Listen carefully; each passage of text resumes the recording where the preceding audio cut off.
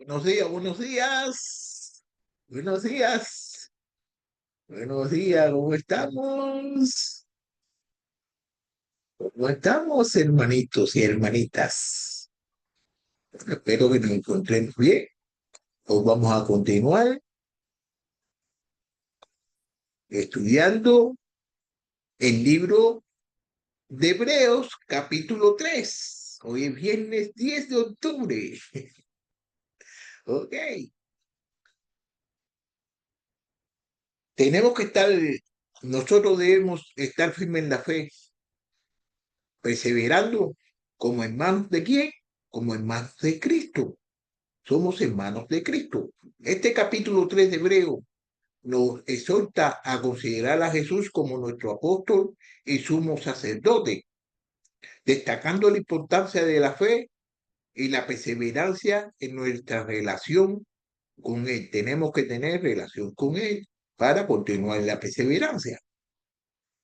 Se nos advierte en contra de la incredulidad y se nos anima a mantenernos firmes en nuestra confianza en Dios, como hizo Israel en el desierto.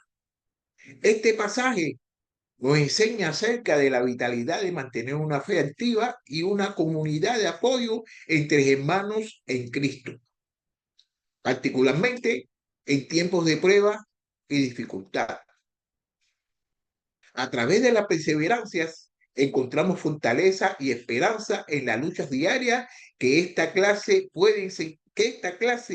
nos puede enseñar en la comunidad de creyentes. Es fundamental para un crecimiento seguro en nuestra fe, en la fe. También resalta la necesidad de alentarnos unos a otros y advertirnos contra los peligros de la incredulidad que nosotros nos enfrentamos diariamente. En el contexto de la Biblia, Jesús es presentado no solo como el sumo sacerdote que intercede por nosotros, sino también como el modelo perfecto de fe y obediencia.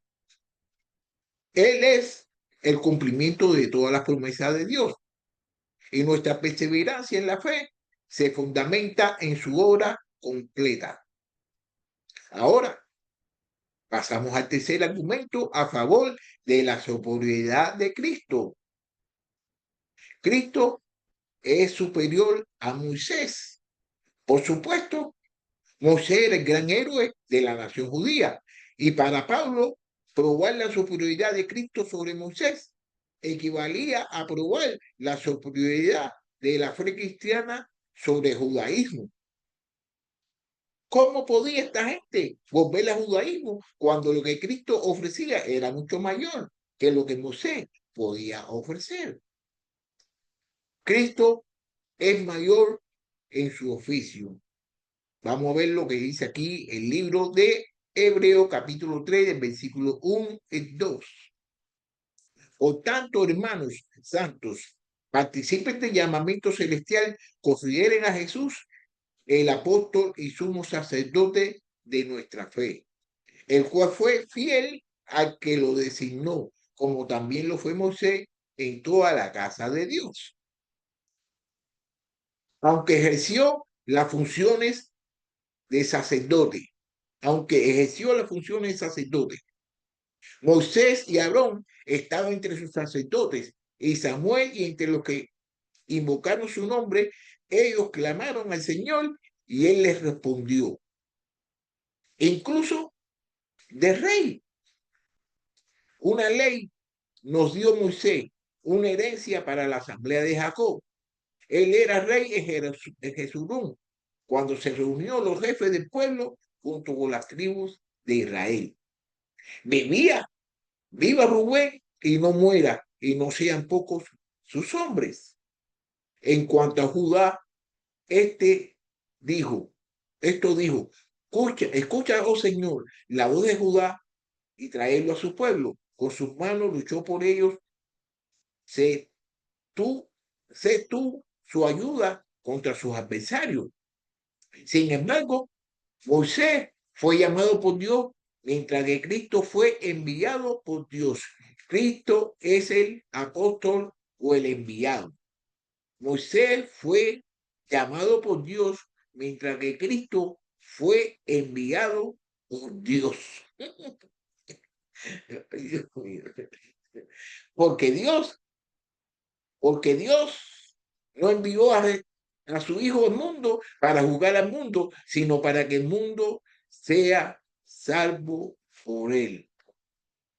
Pero el testimonio que yo tengo es mayor que el de Juan, porque las obras que el Padre me ha dado para llegar a cabo, las mismas obras que yo hago, dan testimonio de mí, de que el Padre me ha enviado. El Padre que me envió le ha dado testimonio de mí, pero ustedes no han oído jamás su voz ni han visto su apariencia. Y su palabra no la tienen morando en ustedes, porque no creen en aquel que le envió. Cristo también es sumo sacerdote, un oficio que Moisés nunca ocupó. Además, el ministerio de Cristo tiene que ver con el llamamiento celestial y no solo con el llamamiento terrenal. Moisés ministró un pueblo terrenal, cuyo llamamiento y promesas eran principalmente terrenales. Cristo es el apóstol y sumo sacerdote de un pueblo celestial que es extranjero y peregrino en esta tierra. Recuérdese que nosotros somos ciudadanos del cielo. También podríamos añadir que Moisés fue un profeta de la ley, mientras que Cristo es el apóstol de la gracia. Porque la ley fue dada por medio de Moisés. La gracia y la verdad fueron hechas realidad por medio de Jesucristo. Moisés pecó, mientras que Cristo vivió una vida sin pecado. No es de extrañar que eso nos diga en el versículo 1, que consideremos, observemos atentamente a Jesucristo. Cristo es mayor en su ministerio. Cristo es mayor en su ministerio. Eso lo vamos a ver aquí en el libro de Hebreos, capítulo 3, versículo 3 al 6.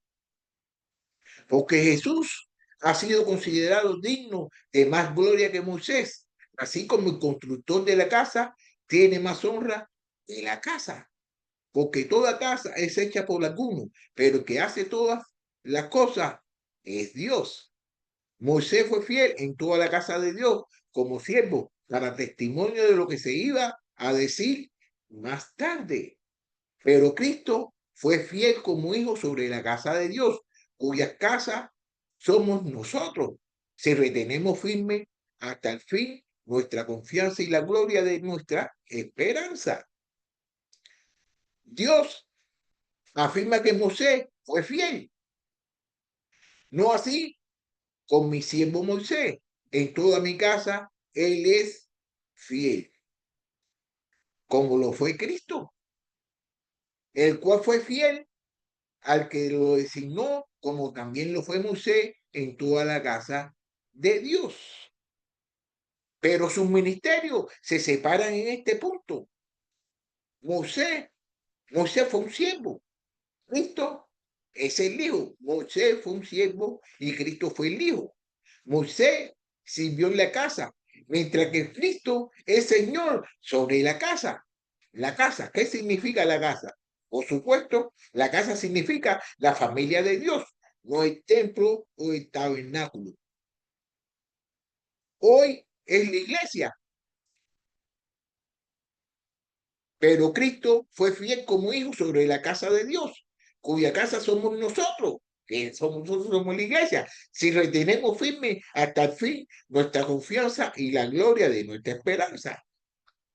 También ustedes, como piedras vivas, se han edificado como casas espirituales para sacerdocio santo, para ofrecer sacrificios espirituales aceptables a Dios por medio de Jesucristo. Porque es tiempo de que el juicio comience por la casa de Dios. Y si comienza por nosotros primero, ¿cuál será el fin de los que lo obedecemos al Evangelio de Dios? Así pues, ustedes ya no extraños ni extranjeros, sino que son conciudadanos de los santos y son de la familia de Dios. Para un ejemplo de palabra, para un ejemplo de la palabra casa, que significa ¿qué? Pueblo, donde Dios prometió edificar una casa a David, es decir, establecer su familia, su trono para siempre. Mientras que Israel era la familia terrenal de Dios y la iglesia su familia celestial. Debemos tener en cuenta que la familia de Dios siempre está marcada ¿por qué? Por la fe. La familia de Dios siempre está marcada por la fe. La gente en los tiempos del Antiguo Testamento se salvó por la fe, al igual que la gente hoy en día. Es esta continuidad de la fe la que unió al pueblo de Dios bajo ambos pactos. Es por esto él llama a los verdaderos creyentes hijos de Abraham, porque él es el padre del que cree. Dos asuntos más permanecen en este contraste entre Moisés y Cristo. Moisés fue un siervo, mientras que Cristo es el Hijo. Esta declaración sugiere que el ministerio del Antiguo Testamento era de esclavitud y servidumbre, mientras que el ministerio de Cristo bajo el nuevo pacto es de libertad y gozo. La ley del Antiguo Testamento denomina el yugo de la esclavitud. Y esto fue por causa de los falsos hermanos introducidos secretamente que se habían infiltrado para espiar la libertad que tenemos en Cristo Jesús, a fin de someternos a la esclavitud, a esclavitud. Para libertad fue que Cristo nos hizo libres. Por tanto, permanezcan firmes y no se sometan otra vez al yugo de esclavitud. Ahora pues, ¿por qué tientan a Dios poniendo sobre el cuello de los discípulos un yugo que ni nuestros padres ni nosotros hemos podido llevar? Los benditos privilegios de la afiliación que disfrutamos en la familia de fe de Dios eran desconocidos bajo el antiguo pacto. Moisés ministró usando símbolos, mientras que Cristo es el cumplimiento de estas cosas. En el versículo, aquellas cosas hablarían después, en Cristo tenía la verdad, la verdadera luz brillando. En Moisés estamos en la sombra. Para sus lectores, volver al judaísmo significaba cambiar el cumplimiento por tipos y sombras. Bueno, Cristo es mayor en el descanso que da. Cristo es mayor en el descanso que Dios a los israelitas y a todos nosotros. Vamos a ver lo que quiere decir aquí, lo que va a decir aquí el que escribió este libro de Hebreos, en el capítulo 3, del 7 al 19. Vamos a ver. Por lo cual, como dice el Espíritu Santo, si ustedes oyeron hoy su voz, no endurezcan sus corazones, como la provocación, como en el día de la prueba en el desierto, donde sus padres me tentaron y me pusieron a prueba y vieron mis obras por 40 años, por lo cual yo me disgusté con aquella generación y dije, siempre se desvían en su corazón y no han conocido mis caminos. Como juré en mi ira, no entrarán en mi reposo. Tengan cuidado, hermanos, no sea que en algunos de ustedes hay un corazón malo de incredulidad para apartarse del Dios vivo. Antes, exhórtense los unos a los otros cada día, mientras todavía se dice, hoy no sea que alguno de ustedes sea endurecido por el engaño del pecado, porque somos hechos partícipes de Cristo, si es que retenemos firme hasta el fin el principio de nuestra seguridad. Por lo cual se dice, si usted oye hoy su voz, no endurezcan sus corazones como en la provocación. Porque ¿por qué? Quienes habían oído lo provocaron. ¿Acaso no fueron todos los que salieron de Egipto guiados por Moisés? ¿Con quiénes se disgustó por 40 años? No fue con aquellos que pecaron, cuyos cuerpos cayeron en el desierto. Y aquí, ¿quiénes juró que no entrarían en su reposo, sino los que fueron desobedientes? Vemos pues que no pudieron entrar a causa de su incredulidad. Bueno, la palabra descanso se usa como 12 veces en el capítulo 4, pero siempre con el mismo, pero no siempre, pero no siempre con el mismo significado. La palabra descanso se utiliza como 14 veces en el capítulo 4, pero no con el mismo significado. Vamos a estudiar estas palabras en detalle en el próximo capítulo, pero debemos introducir la idea básica en este punto. Vamos a introducir la idea básica en este punto. En el capítulo 4 vamos a estudiarlo profundamente, pero en esta hoy vamos a hacer una cosa básica acerca de este punto. El escritor usa la nación de Israel como una ilustración de verdad espiritual. Los judíos estaban en esclavitud en Egipto, así como los pecadores están en esclavitud en el mundo. Dios redimió a Israel por la sangre del Cordero, así como Él nos redime a nosotros a través de la sangre de Cristo.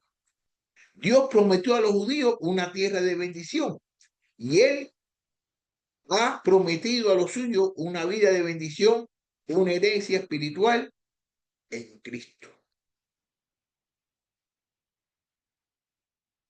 En Deuteronomio capítulo 1, versículo 2, nos informa que este fue un viaje de 11 días, pero esta bendición solo podía llegar a aquellos que se separaban del mundo y seguían a Dios por la fe. Así, Dios llevó a Israel a través del Mar Rojo, que es la separación de Egipto y el mundo, y los condujo a la frontera de Canaán. Pero en este punto, Israel se rebeló incredulidad y se negó a creer a Dios. Eso lo podemos ver en el libro de Números, capítulo 14. Debido a esto, Dios juzgó a toda la congregación, excepto a quién, a Josué y a Caleb, quienes confiaron en Dios y se opusieron al voto del pueblo. Los judíos tuvieron que vagar por el desierto durante 40 años, un año o cada día que los espías estuvieron en la tierra. La nación no entró en el descanso prometido, porque todavía no han llegado al lugar de reposo y la heredad que es el Señor su Dios les da. Recuerden la palabra de Moisés, siervo del Señor les ordenó, el Señor su Dios le da reposo y le dará esta tierra. Sus mujeres, sus pequeños y su ganado permanecerán en la tierra que Moisés le dio al otro lado de Jordán. Pero ustedes, todos los valientes guerreros, pasarán en orden de batalla delante de sus hermanos y lo ayudarán hasta que el Señor dé reposo a sus hermanos como a ustedes. Y ellos también poseen la tierra que el Señor se los dio, se les da. Entonces volverán a su tierra, poseerán lo que Moisés, siervo del Señor, les dio al otro lado de Jordán, hacia el oriente. Es aquí donde el escritor advierte a sus lectores, habían sido redimidos por la sangre de Cristo y liberados ¿por quién? Y liberados del mundo. Ahora, como Israel habían sido tentados a regresar, hacerlo significaba no entrar en la vida de plenitud y bendición que Dios le había prometido. Hay en los capítulos 3 y 4 tres reposos diferentes, todos relacionados en el plan de Dios. El reposo de la salvación. Lo vamos a ver en el capítulo 4, versículo 3 y en el versículo 10. Porque, porque lo que hemos creído, entramos en este reposo, tal como él ha dicho, como juré en mi ira, no entrarán en mi reposo, aunque las obras él estaban acabadas desde la fundación del mundo. Pues el que ha entrado a su reposo, él mismo ha reposado de sus obras como Dios reposó de las suyas. El reposo de la victoria en medio de las pruebas, simbolizado por la tierra prometida a Canaán. Vamos a ver lo que dice aquí. Por lo tanto, esforcemos por entrar en reposo, no sea que alguien caiga siendo el mismo ejemplo de desobediencia. El futuro reposo, el futuro reposo eterno, el reposo celestial. Queda, por tanto, un reposo sagrado para el pueblo de Dios. Estudiaremos estas distinciones en detalle. En el próximo capítulo lo vamos a estudiar. La exhortación aquí es para que el pueblo de Dios confíe en el pesar de sus dificultades, como hicieron a Josué y Caleb, y avancen hacia el reposo prometido. Por favor, por favor, por favor, por favor, tengan en cuenta que Canaán no es una imagen del cielo, Canaán no es una imagen del cielo.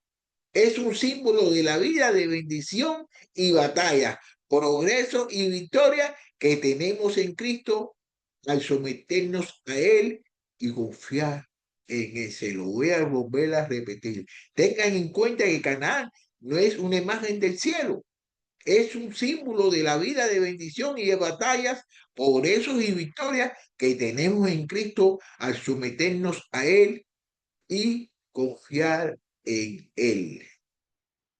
Es ese reposo presente el que tenemos incluso en medio de pruebas y tentaciones.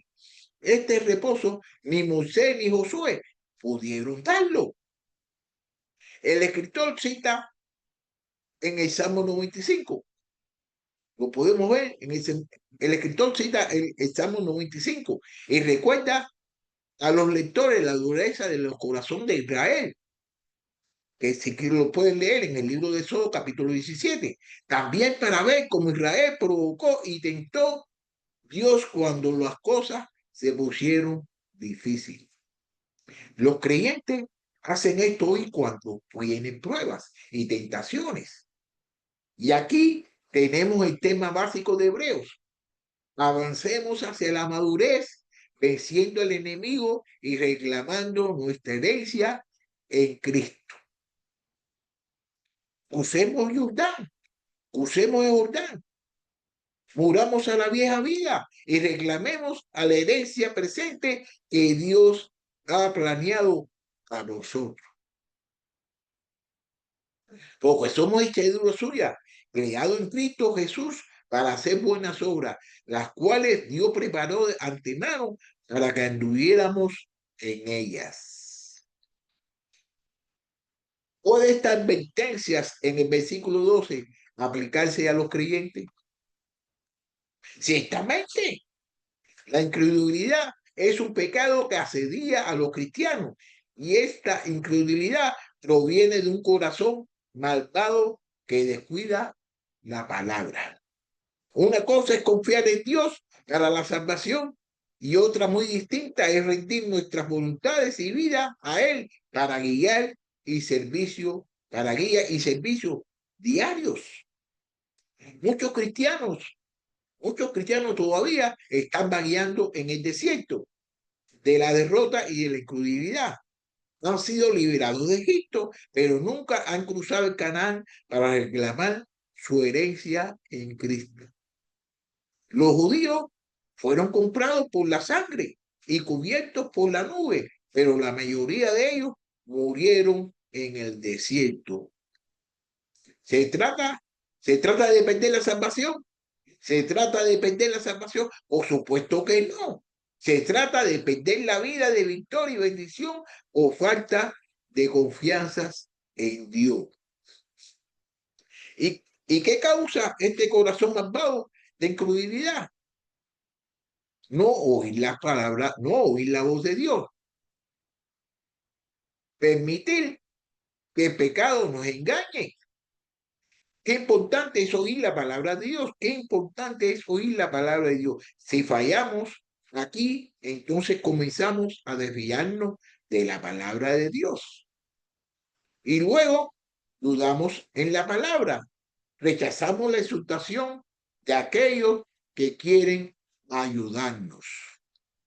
Y seguimos obstinada en obstinada desobediencia hasta que no volvemos torpes hacia la palabra. El pecado en la vida del creyente es engañoso. Comienza pequeño, pero gradualmente se hace más grande. Dudar de Dios en un punto puede llevar un corazón malvado de incredulidad. Aquellos que siguen adelante y mantienen firme su confianza demuestran que son verdaderamente salvos. Pero Cristo fue fiel como hijo sobre la casa de Dios, cuya casa somos nosotros. Si retenemos firme hasta nuestra confianza y la gloria de nuestra esperanza. Porque somos hechos partícipes de Cristo. Si es que te retenemos a firme hasta el fin, el principio de nuestra seguridad. Y al hacerlo, evitan el castigo de Dios y posiblemente, como Israel, el juicio en esta vida, la incredulidad es algo serio. La fe, para terminar ya, para concluir, ¿no? La fe en Cristo nos une como una comunidad que persevera, superando la incredulidad y apoyándonos mutuamente en el camino hacia la plenitud de la vida en Dios. Tenemos que tener confianza en Dios. Tenemos que tener confianza en Jesucristo. Tenemos que hacer todas las cosas que la palabra nos dice que nosotros debemos hacer. ¿Para qué? Para glorificar a Dios. ¿Para qué? Para nosotros poder seguir esta vida cristiana que Dios quiere que todos nosotros podamos seguir. Bueno, entonces ahí nos vamos, lo espero el lunes que vamos a comenzar en el capítulo 4.